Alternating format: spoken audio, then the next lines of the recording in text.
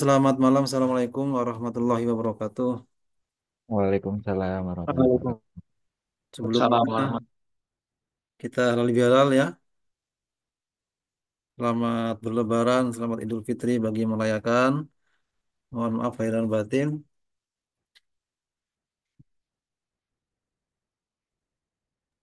Ya, sama-sama Pak. Minal aidin wal faizin Pak. Mohon maaf lahir dan batin.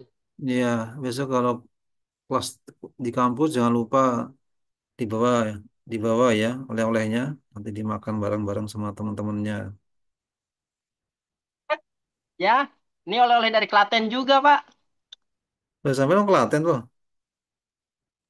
Enggak kan, Lek. Saya banyak kan dari Klaten, dari timur sih sebetulnya. Sampean ini kan ya, mana? Kebumen ya? Cilacap. Emang Pacitan Pak. Oh, Pacitan. Pak SBY.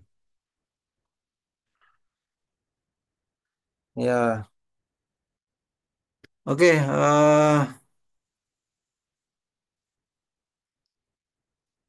Sambil menunggu jadwal kuliah offline ya, kita kuliah online dulu. Sampai jam berapa ntar ya? Sampai setengah 8 apa sampai jam 8? 19.40 Pak. Waduh, banyak dipotong ya. Ini kan sebenarnya 3 SKS itu kan 50 menit kali 3, 150 menit, 2 jam setengah. Berarti kan jam 6 sampai jam setengah 9 harusnya. Ya nanti yang waktu-waktu yang terbuang, terpotong nanti sebagai subsidi aja. Nanti kita buat di kelas pengganti apa kita buat di tugas dan seterusnya ya. Oke, materi hari ini kita materinya yang kedua ya. Materi pertemuan kedua.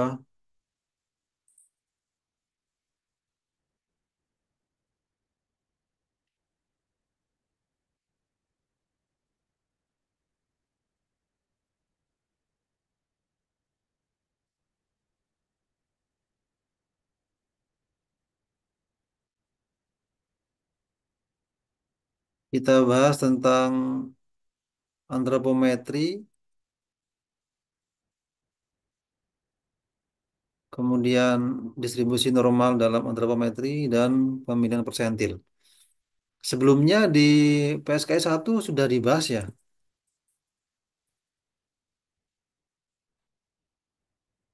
Sudah ya sama Bu Flo ya. Kayaknya ada sih dikit-dikit. Oh, dikit-dikit. Oh ya udah nggak apa kita ulang ya. Kita ulang nggak apa-apa lah. Yang sudah-sudah kelas ini tuh nanti UASnya biasanya kan ya. Biasalah ya. UASnya big projectnya yang tahun lalu itu antropometri sih. Jadi mendesain alat basisnya adalah materi antropometri gitu. Tahun ini ya untuk yang sekarang saya juga belum tahu, mungkin juga begitu ya. Oke, kita kembali yang kemarin yang perlu diingat-ingat luar kepala keywordnya kata kuncinya ergonomi itu adalah fitting the task to the man ya,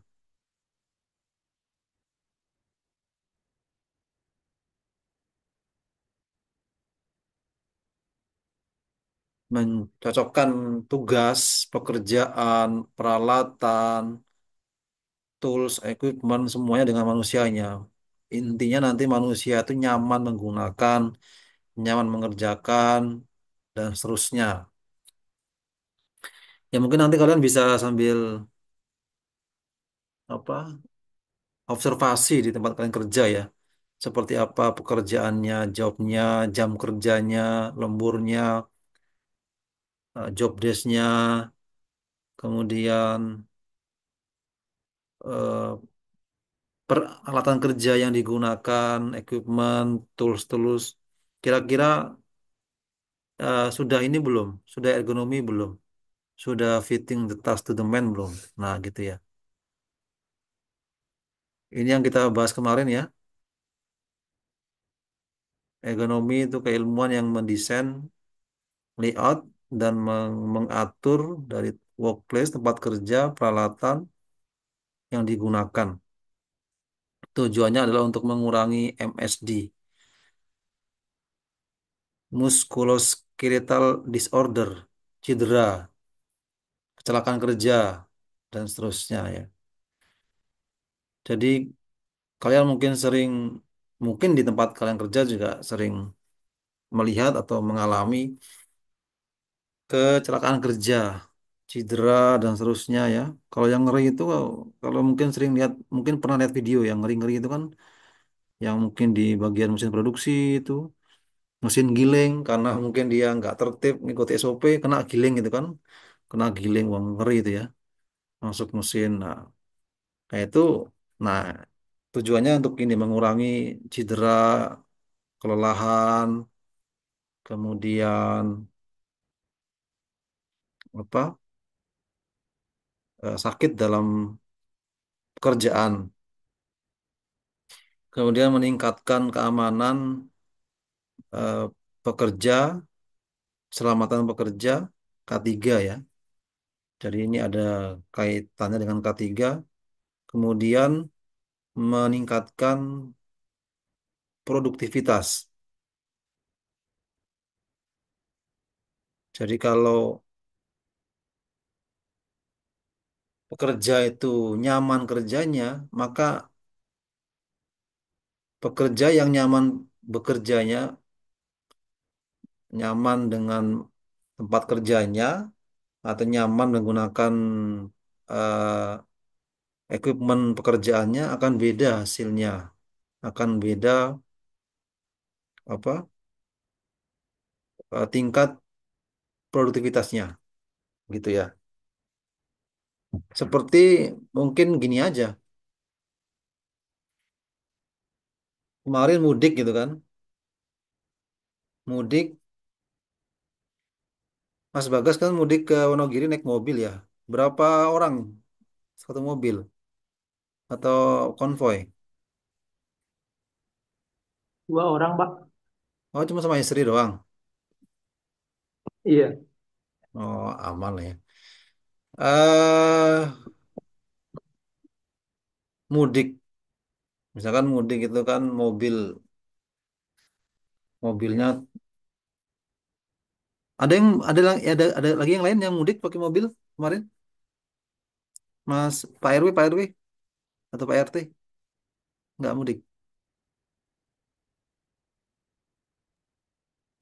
Enggak, Pak. nggak ada ya. Paling ke kampung orang paling, Pak. Ke Ciamis. Oh iya ya, misalkan kemarin yang mudik itu naik mobilnya misalkan seven seater 3 baris, kan dari 3 baris itu kan yang paling nggak enak itu kan yang baris ketiga ya, kalau untuk orang dewasa kan, ya kan, itu kan emang disetting untuk anak kecil kan, dari tempat duduknya, kemudian legroomnya gitu kan, kemudian headroomnya, kemudian mobil-mobil yang sekarang mungkin ada yang captain seat, ada yang armrestnya ya. Sopirnya juga, yang driver juga ada yang armrest. Jadi tangan kiri itu ada tempat sandaran, ada yang enggak.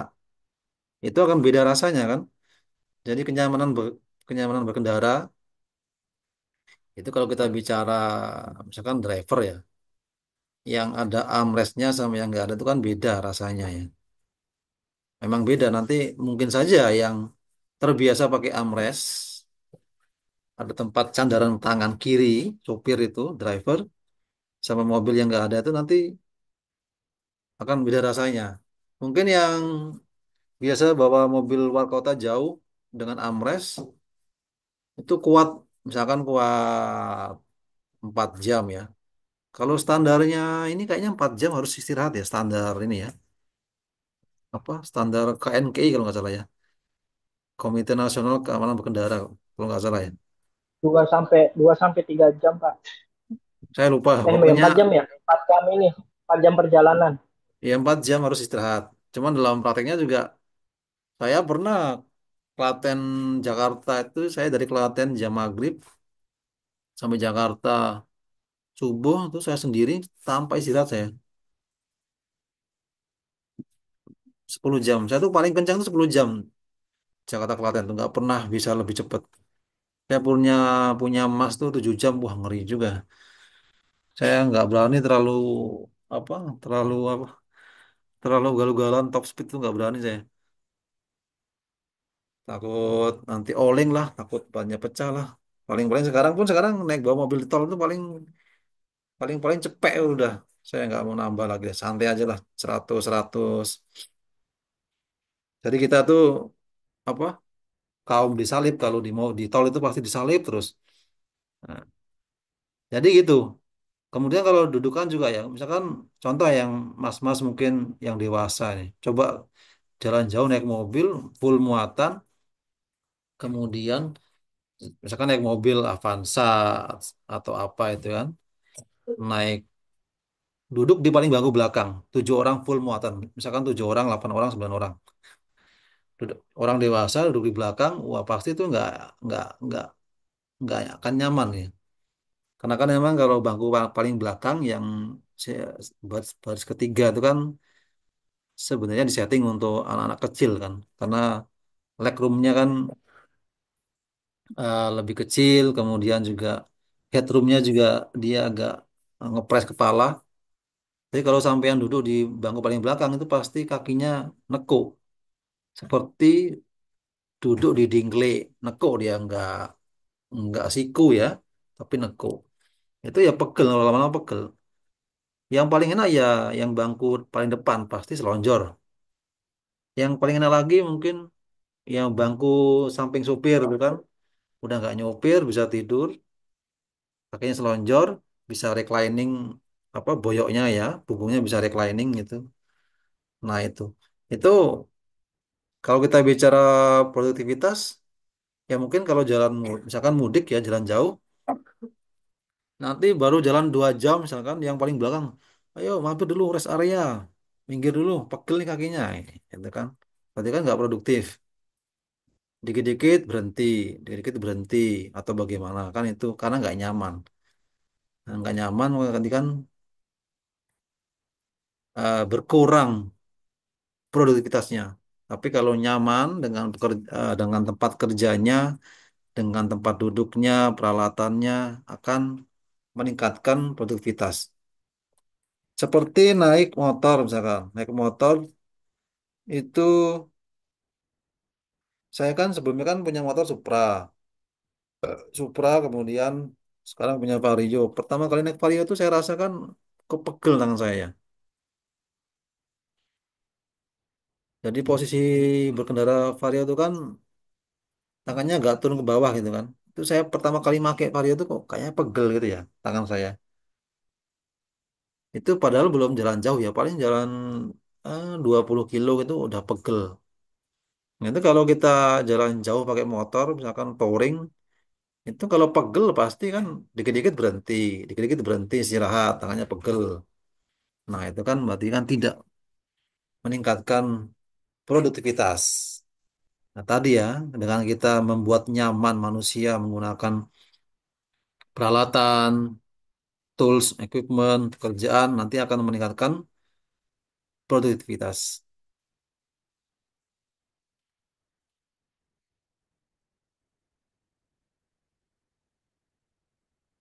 Nah, ini prinsip desain ergonomi yang dibahas sebelumnya sudah dibahas ya. Di situ ada human atau manusia, ada pekerja, ada desain workstation, stasiun kerja, ada jobnya, ada work posture, ada activity, ada human atau person well-being, kenyamanan manusianya, kenyamanan kerjanya dalam bekerja.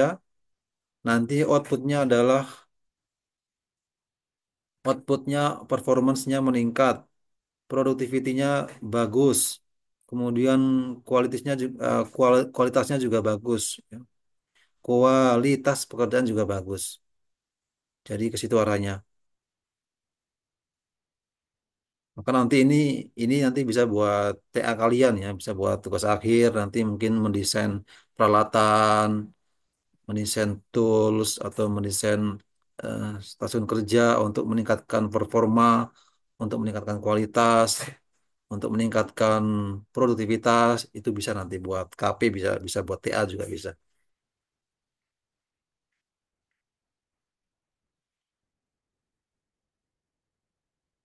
Nah, kemudian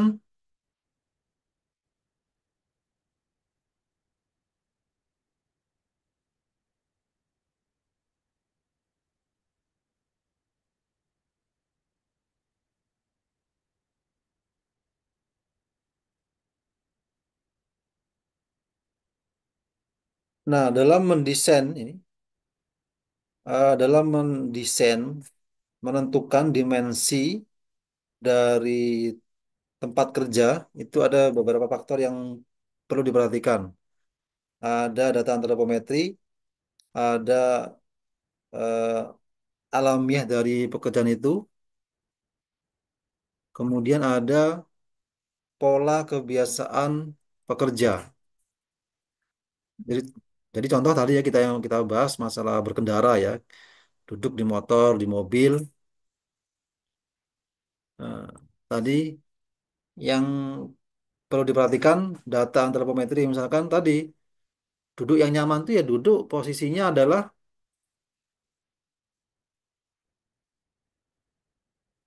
posisinya begini ya, ini kepala, ini punggung, ini paha, ini kaki gitu kan.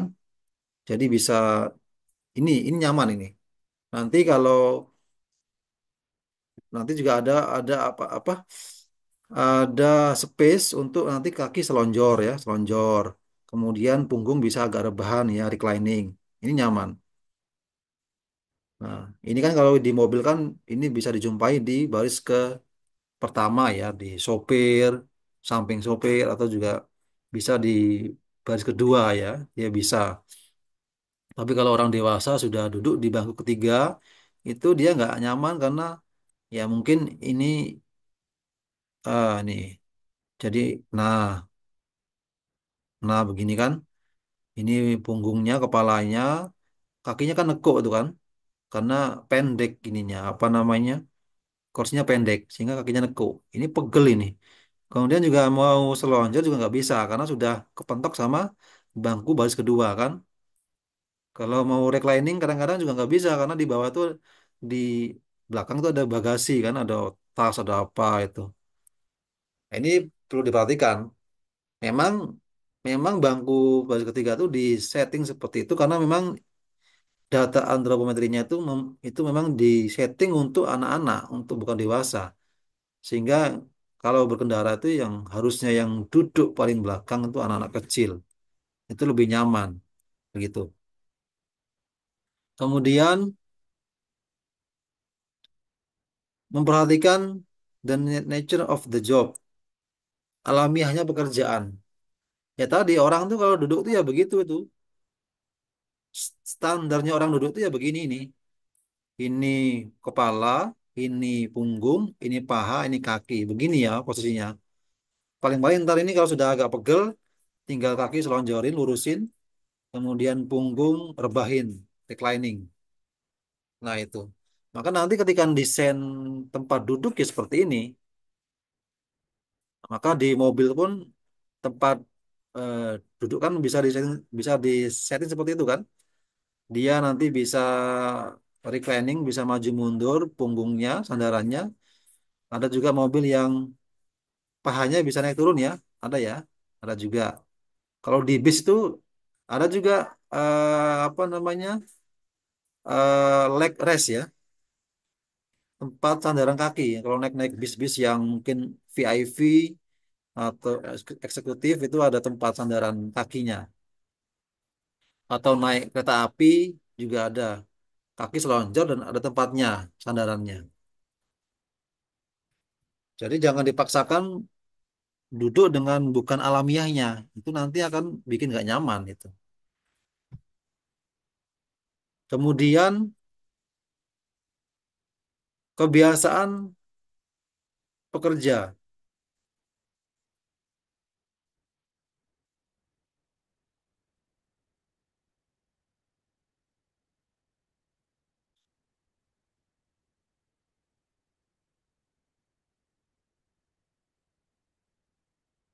Nah, ini kebiasaan pekerja itu kalau di mobil di kursi driver itu kan kursi bisa maju mundur kan. Kalau saya tuh kebiasaannya kalau nyopir itu saya suka apa mepet, apa suka saya majuin kursinya, mepet banget itu. Jadi kaki saya tuh lebih suka nekuk. Jadi sopir begini kan, nah saya suka nekuk, kakinya nekuk. Saya dulu pas sopir begini, di samping saya tuh ada teman saya, dia komentar, "Oh, sampean senangnya ngono toh, Mas?" Nah, dia kebalikannya. Dia kalau nyupir, dia kebalikan saya. Dia sukanya dimundurin mejanya, apa? Kursinya. Sehingga dia kakinya tuh dia agak begini. Nah, saya lebih suka begini. Kalau teman saya lebih suka begini dia. Kalau saya begini saya nggak suka. Kayak ini aja. Takut apa namanya? Nggak nyampe kakinya gitu loh. Nah, gitu. Jadi kebiasaan pekerjanya. Makanya di mobil itu kan disetting bisa maju mundur kursinya, bisa naik turun apa apa namanya? Jadi ini bisa maju mundur nanti kaitannya dengan kakinya bisa memanjang, bisa selonjor kata orang Jawa atau enggak. Kemudian bisa naik turun pahanya, ketinggiannya bisa naik turun. Kemudian sandaran sandaran bahunya, sandaran punggungnya bisa bisa maju mundur, bisa reclining atau tidak. Nah, itu. Karena kan mungkin kenapa dia bikin begitu? Karena ya mungkin nanti drivernya punya kebiasaan yang berbeda-beda. Maka nanti bisa disetting sesuai dengan kesukaan drivernya. Kemudian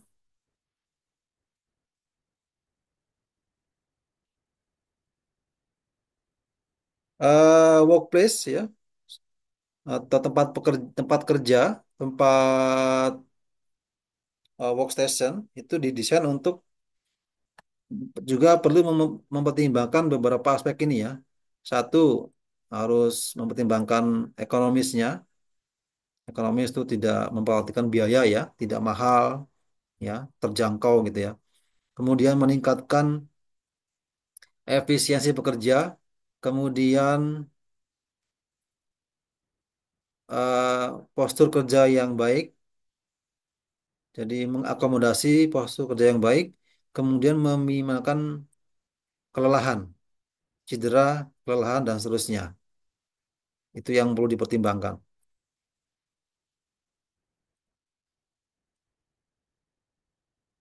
Jam berapa ini, Mas? Kemudian meminimalkan resiko pekerjaan, resiko keselamatan, stres dan seterusnya. Kalau kalian baca di berita itu tentang mudik tahun ini, itu banyak berita-berita ya. Di antaranya adalah mudik tahun ini agak lesu. Mudik tahun ini agak lesu, orang jarang mudik karena orang banyak yang nggak mudik karena ada yang bilang faktor ekonomi. Ekonomi melemah, banyak PHK, banyak orang nggak bekerja sehingga nggak mudik. Saya pun juga nggak mudik, saya nggak mudik, saya cuman ini aja kemarin ke Bandung saja, ke Bandung tempat istri kan, tempat saudara istri. Nggak mudik, kemudian saya lihat juga di berita tingkat kecelakaan mudik tahun ini berkurang di berita seperti itu. Dan saya pun juga apa menduga menduga seperti itu karena yang tahun lalu kan itu ada kecelakaan bis, ada kecelakaan Rosalia Indah kan, yang nyemplung samping tol itu kan. Eh, Meninggal beberapa orang itu kan ada orang Bekasi dan seterusnya, kemudian ada Grand Max adu banteng sama bis di Kerawang itu kan terbakar itu kan meninggal semua. Yang tahun ini relatif tidak ada kecelakaan. Kemudian kata siapa kemarin ya, kalau nggak salah dari kementerian itu berkurangnya kecelakaan mudik tahun ini itu karena berkurangnya juga stres pemudik gitu ya.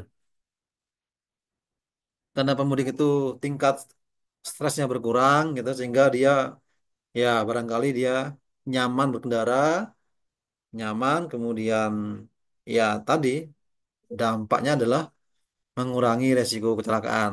Dan memang yang saya lihat secara sekilas juga begitu. Tidak banyak info-info kecelakaan untuk tahun ini ya. Mungkin karena satu tadi tingkat yang mudik berkurang, satu itu. Kemudian yang kedua juga memang ya mungkin tingkat stresnya para pemudik juga berkurang sehingga tingkat apa namanya kecelakaan juga berkurang.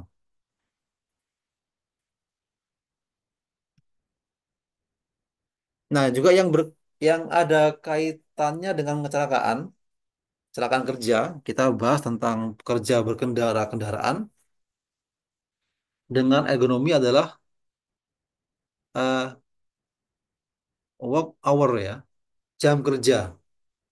Itu juga dibahas. Maka sebenarnya di materi-materi kuliah ergonomi, di materi-materi kuliah PSKE itu ntar juga ada sebenarnya materi apa? Materi stres kerja itu ada ya, materi jam kerja, ada materi shift kerja, jam kerja work hour ya. Kemudian bagaimana mengatur shift kerja, bagaimana mengatur lembur, itu kaitannya dengan ya tadi dengan manusianya kan. Kan nggak mungkin kita kerjain manusia. Kita jadi bos di perusahaan misalkan, jadi HRD misalkan. Setiap kerjanya, setiap pekerja, tiap hari kerjanya 24 jam nonstop. Nggak mungkin kan, bisa mati itu pekerjanya. Kalau standar kerja itu kan 8 jam. Nanti lebihannya kan plusnya itu ada lembur. Ya, lembur. Itu lembur pun juga ada batasannya. Nah, kalau lemburnya terlalu diporsir pasti tidak akan nggak akan produktif ya. Justru ntar malah kebalikannya. Kalau tadi kita bicara berkendara, sopir gitu, pekerjaan sopir, banyaknya kecelakaan. Sampai aku YouTube mestinya. Firman, di mana kau berada, Firman? Di luar Ya, jangan itu suaranya. ya Pak. Sopir itu banyak kecelakaan itu kalau kalian lihat berita itu kan karena sopir adalah sopirnya ngantuk gitu kan. Sopirnya ngantuk, sopirnya apa sehingga nerabas, sehingga oleng, sehingga apa. Ya itu kenapa ngantuk ya karena pasti karena jam kerjanya nggak ideal itu sudah pasti. Surabaya Jakarta nyopir sendirian, wah ya tekor itu ntar tanpa istirahat ya bisa bablas sampai ke mana tuh sampai ke surga ntar malam. Soalnya kan kecelakaan malah meninggal kan repot itu. Maka kalau dalam peraturan berkendara itu kan 4 jam itu istirahat, 4 jam istirahat ideal seperti itu atau 4 jam gantian gitu. Oke ya itu. Kemudian antropometri. Nanti kalau udah jamnya diingetin ya. Sudah selesai diingetin ya. Antropometri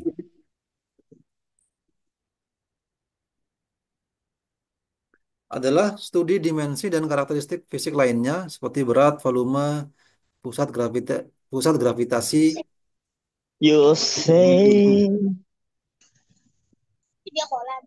lagi kuliah.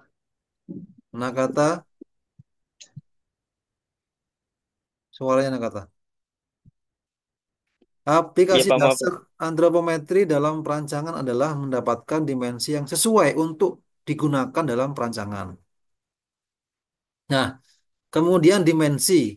Ada yang disebut dengan clearance dimension atau dimensi ruang. Krumer et al. 2010. Yaitu area minimum yang diperlukan operator untuk melakukan aktivitas kerja pada tempat kerja. Ditemukan dari orang terbesar dalam populasi pengguna. Contoh, operating and maintaining mesin. Kemudian ukuran gawang pintu. Itu menggunakan dimensi ruang. Jadi kalau bikin lebar pintu, tinggi pintu itu dimensi ruang. Yang jadi patokan adalah orang terbesar. Tadi ya, kalau di mobil itu mau bikin berapa apa namanya headroomnya, jadi kepala itu ada jarak berapa jengkal, berapa senti ke atap mobil itu berapa, kemudian berapa kira-kira ruang legroomnya, ruang kakinya itu ya, itu yang jadi patokan adalah orang terbesar. Kalau ini adalah mobil didesain untuk populasi orang Indonesia ya, kira-kira orang Indonesia itu berapa sih? Tinggi duduknya, berapa panjang kakinya kalau dia duduk. Nah, itu dimensi ruang.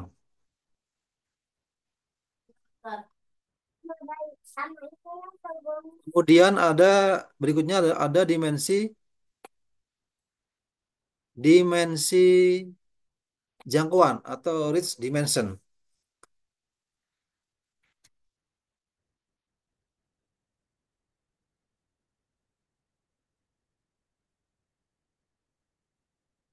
yaitu area maksimum yang diizinkan operator untuk melakukan aktivitas kerja di tempat kerja. Ditentukan dari orang terkecil dalam populasi pengguna. Contoh, eh, ketinggian ini ya, ketinggian. Contoh kita mau mendesain kulkas, kulkas ya, kulkas. Desain kulkas, di mana letak gagang pintunya gitu kan. Maka itu pakai patokan dimensi jangkauan, reach dimension. Jadi yang bisa megang kulkas, yang bisa menjangkau, yang bisa megang gagang kulkas itu adalah orang terpendek di populasi itu. Kalau orang pendek bisa megang, orang tinggi bisa megang kan gitu logikanya kan. Seperti kita mau masang saklar. Berapa ketinggiannya? Ya kita atur ketinggiannya adalah orang terpendek di situ. Katakanlah di rumah kita izinkan semua anggota rumah, orang dewasa, anak-anak bisa megang, bisa menjangkau. Maka ya kita bikin ketinggiannya anak-anak bisa megang, bisa jangkau. Kalau anak-anak bisa megang, bisa menjangkau saklar tersebut, maka pasti orang-orang dewasa pun juga bisa megang. Itu konsep dimensi jangkauan. Itu ya. Nanti ini dalam kalian mendesain produk nanti di matkul apa di materi antropometri nanti pasti akan mempertimbangkan dua dimensi ini. Apakah dia dimensi ruang, apakah dia dimensi jangkauan. Jadi sebelum menentukan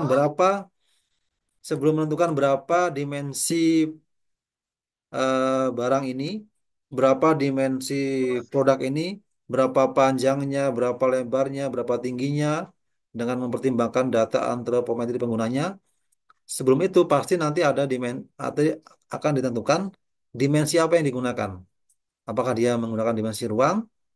Nanti maka yang jadi patokan adalah dimensi orang terbesar. Apakah dia menggunakan dimensi jangkauan? Yang jadi patokan adalah orang terkecil. Begitu. Kemudian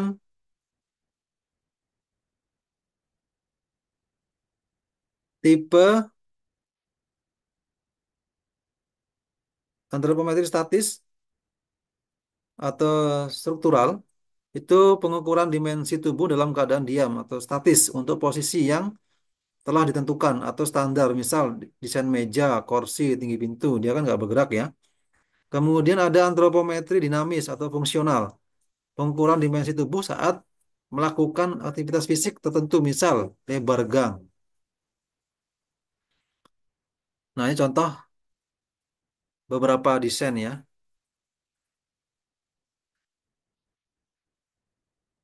Nah, ini gambar orang duduk ya. Orang duduk,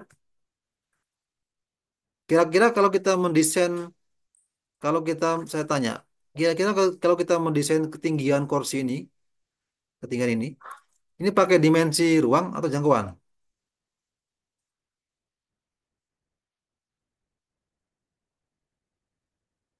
Ketinggian kursi ini pakai dimensi ruang atau jangkauan?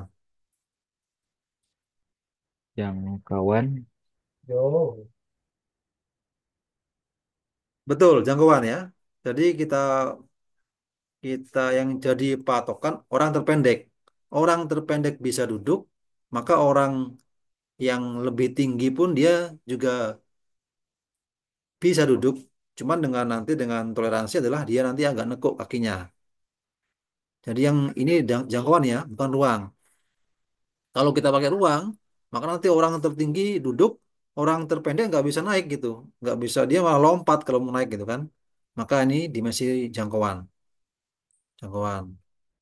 Kemudian kalau kita mendesain nggak nampak ya. Kalau kita mendesain tempat dudukan ini, tempat bokong, ini kan kursi kan tempat bokong. Ini pakai panjang lebarnya pakai dimensi jangkauan atau dimensi ruang. Tempat ini lah tempat Ruang, bokong. Pak. Apa? Mungkin ruang. Ruang. Ya betul dimensi ruang. Yang jadi patokan adalah orang yang bokongnya gede. Nah, itu ya. Kalau orang yang bokongnya gede bisa duduk, maka orang yang bokongnya kecil juga bisa duduk. Bukan jangkauan ya. Kalau jangkauan kan berarti kan orang yang jadi patokan orang yang bokongnya kecil. Nanti orang yang gede bokongnya nanti dia apa namanya? Enggak ini apa namanya? Agak ini ya, agak agak luber ntar bokongnya. Nah, berarti ini dimensi ruang. Sama seperti ini ya. Kita mau mendesain berapa lebar gang, berapa lebar pintu ini juga dimensi ruang. Jadi gitu ya. Karena maka nanti sebelum menentukan berapa dimensi produk, kita harus tentukan dulu ini mengikuti konsep dimensi ruang atau dimensi jangkauan. Karena nanti kaitannya dengan cara menghitung ukurannya.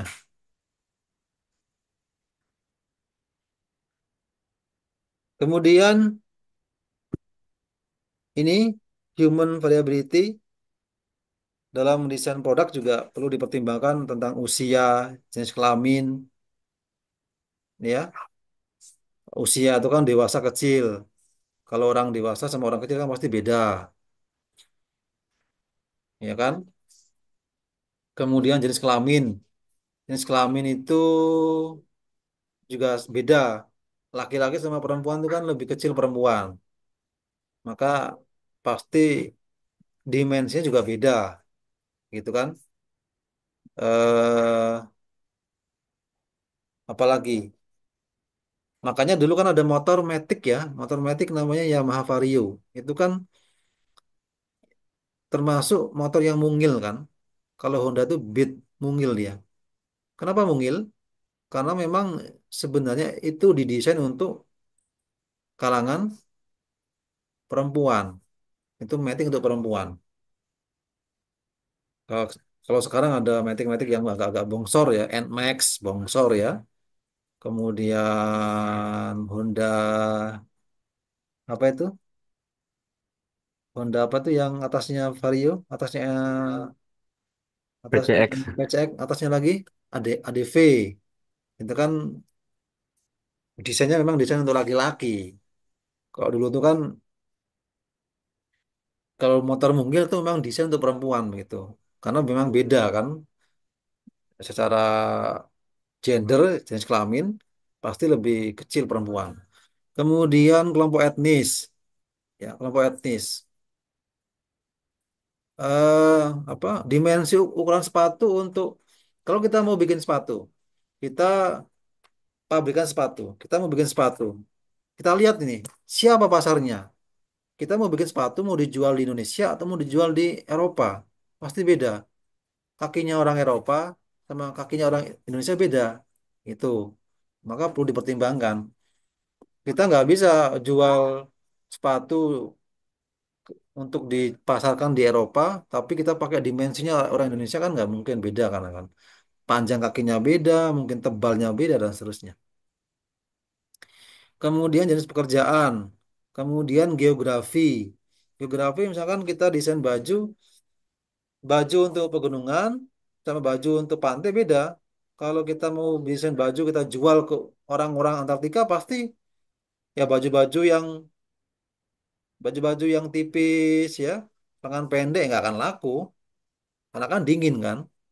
Itu lakunya dijual di pesisir pantai. Kalau kita mau jual baju untuk orang-orang gunungan, untuk orang-orang kutub ya pasti yang jaket tebal kulit biar nggak kedinginan. Nah itu kan. Kemudian tingkat sosial. Tingkat sosial ya orang kaya, orang nggak kaya itu kan beda pasti apa namanya eh pasti beda ininya ya kecenderungan produknya ya. Oke,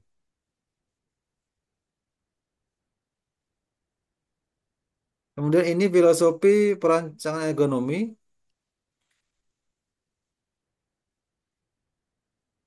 nanti dibaca saja. Nah, sekarang perhitungan jam berapa ini?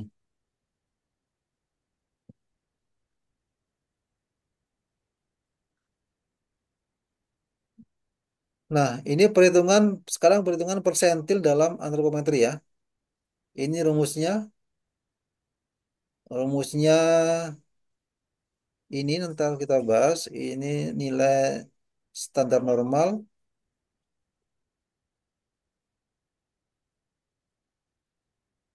Nah, ini nanti kita bahas minggu depan aja ya.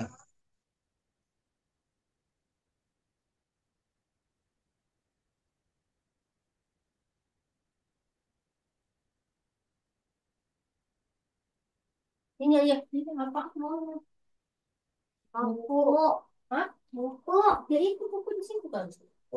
Buku. Ini banyak nih. Buku. Oke, terakhir sebelum selesai ya. Kita bahas perhitungan persentil dalam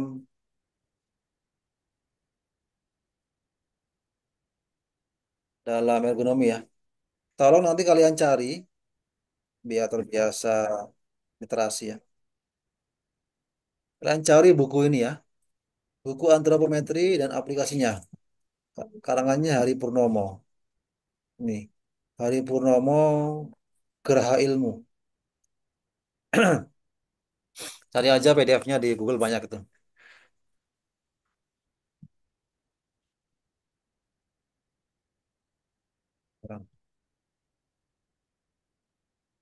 Buku. Oh, sebanyak-banyak ya. Kita bahas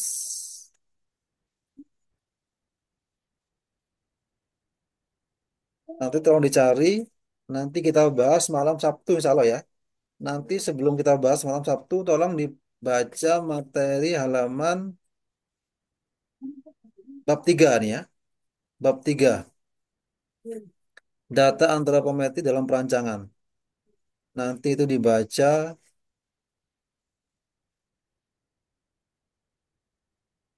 minimal yang kalian baca ya yang bab 3 ya.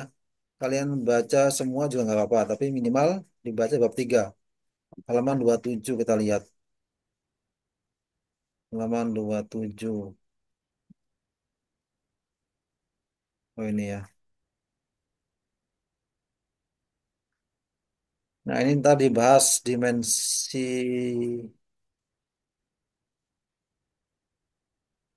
ini ya, bab 3 ntar dibaca minimal ya.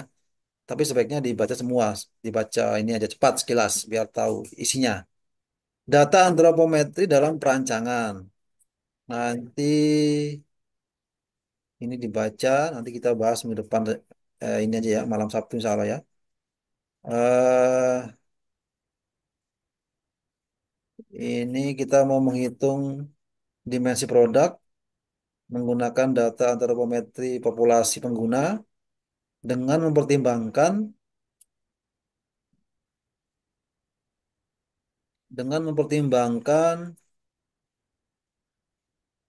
dimensi ruang atau dimensi jangkauan. Nanti rumusnya berbeda. Dimensi ruang, dimensi jangkauan.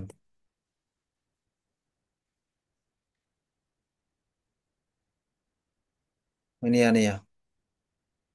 Dimensi jangkauan yaitu penentuan dimensi rancangan di mana yang paling kecil dalam populasi dapat menggunakan perancangan tersebut. Dimensi jangkauan ini ditujukan untuk mengakomodasi jenis pekerjaan yang sifatnya jangkauan, baik yang dilakukan oleh lengan maupun kaki. Contoh dimensi jangkauan adalah perancangan tombol pengendali dan tinggi kursi yang tadi kita bahas ya. Kemudian perancangan tombol pengendali diupayakan orang yang paling pendek dapat menjaga tombol. Sedangkan perancangan tinggi kursi ditujukan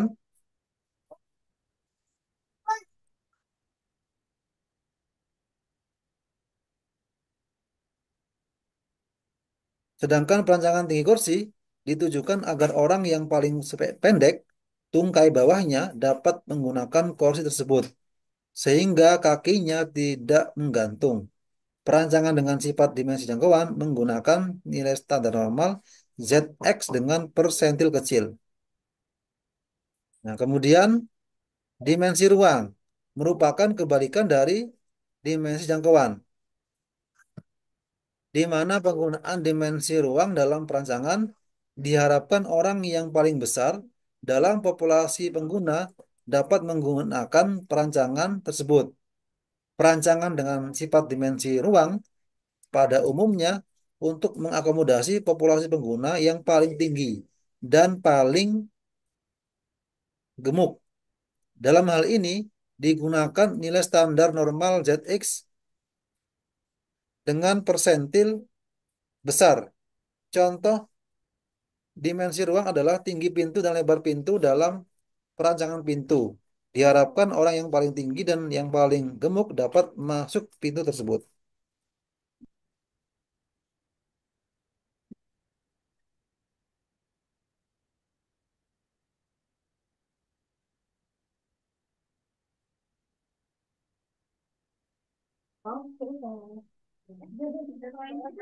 Nah, kalau tadi dimensi jangkauan dia pakai persentil kecil, maka dimensi ruang dia menggunakan dimensi persentil besar nih. Nih ya. Dalam hal ini nilai standar normal ZX dengan persentil besar untuk dimensi ruang ya. Contoh dimensi ruang adalah tinggi pintu dan lebar pintu. Dalam perancangan pintu diharapkan orang yang paling tinggi dan yang paling gemuk dapat masuk pintu tersebut. Oke ya. Nanti silakan dicari bukunya, dibaca saja. Nanti untuk kita bahas besok malam Sabtu. Oke. Oke ya. Cukup saya rasa sudah kita hari ini. Sampai sini ada pertanyaan?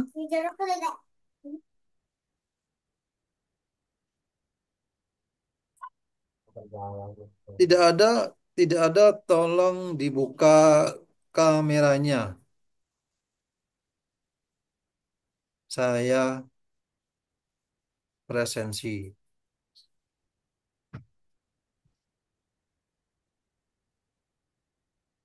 Mana ini? View galeri. Nah, oke. Tolong dibuka kameranya.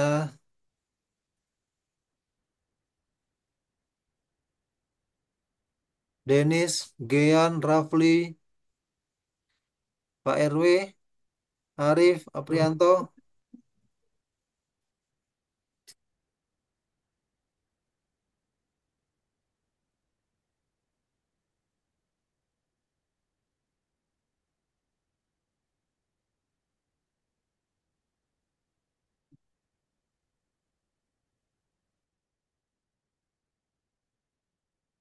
Mana Pak? Pak RW mana Pak RW ini? Arif mana Arif? Aprianto Arif hadir, Pak. mana? Buka kameranya. Pak RT, Pak RT.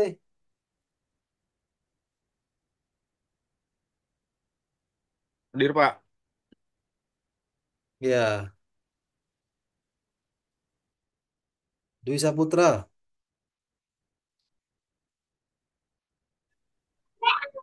Hadir, Pak. Hadir, Pak. Aprianto, Aprianto,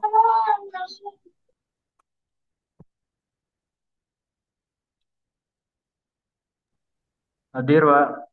dibuka kameranya.